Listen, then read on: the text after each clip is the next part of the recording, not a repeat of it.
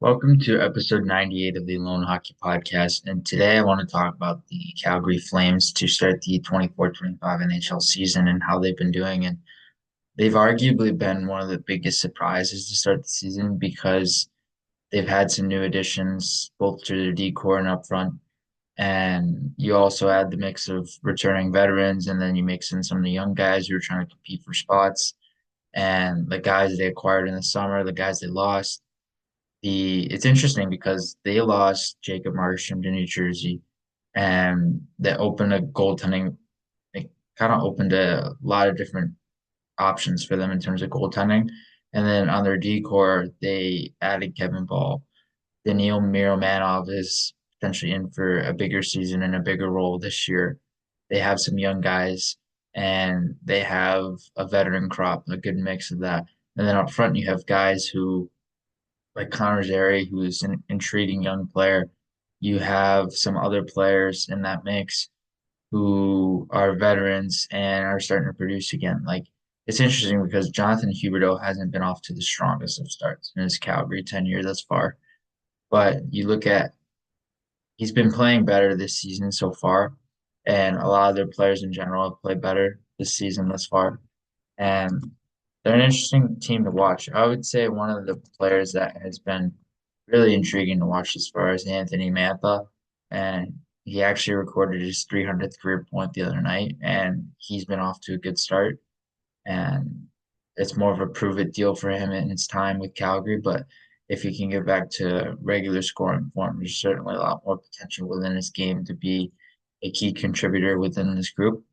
And it's really interesting to see some how some of the other guys are playing as well. Like Martin Pospisil is another guy who's been playing really well. A guy who's playing up and down their top nine last year and could play in more of that middle six type role. He was a complimentary second liner in some lines, in some games as well. And he's been a guy who's producing really well to start the season. 5 points, 3 games to start. And then you look at Connor Zary, 4 points in 3 games. Huberdeau's up to 5 points in 3 games right now.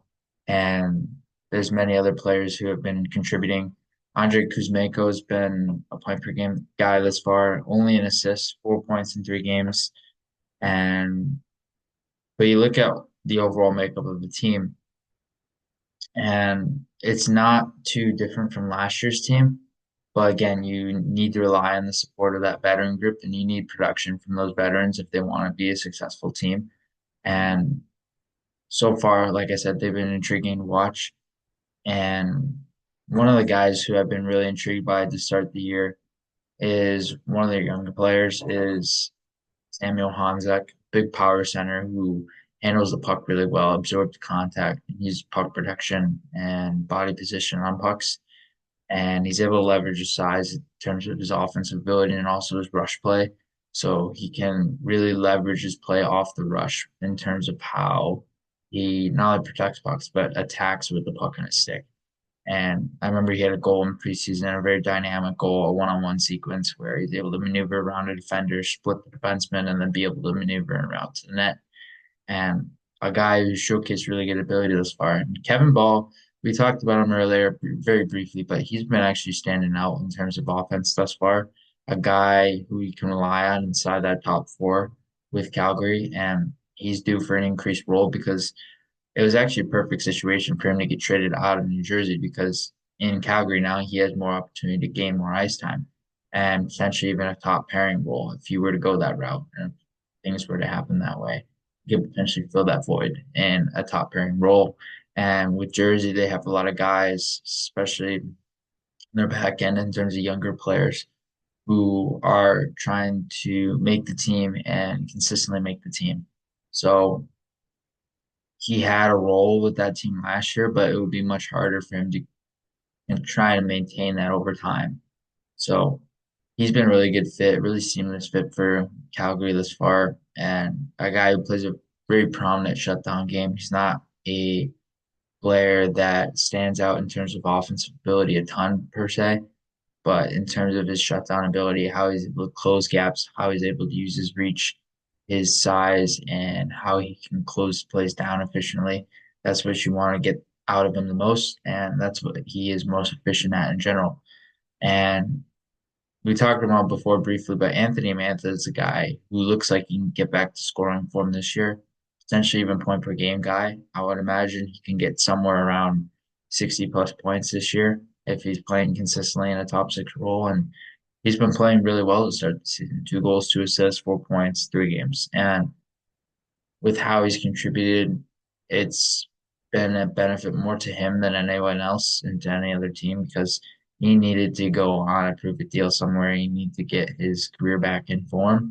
And it wasn't working in Washington. It wasn't working in the brief tenure in Vegas. And he wants, and ideally, he can get back to scoring form like he was with Detroit, if not more than that.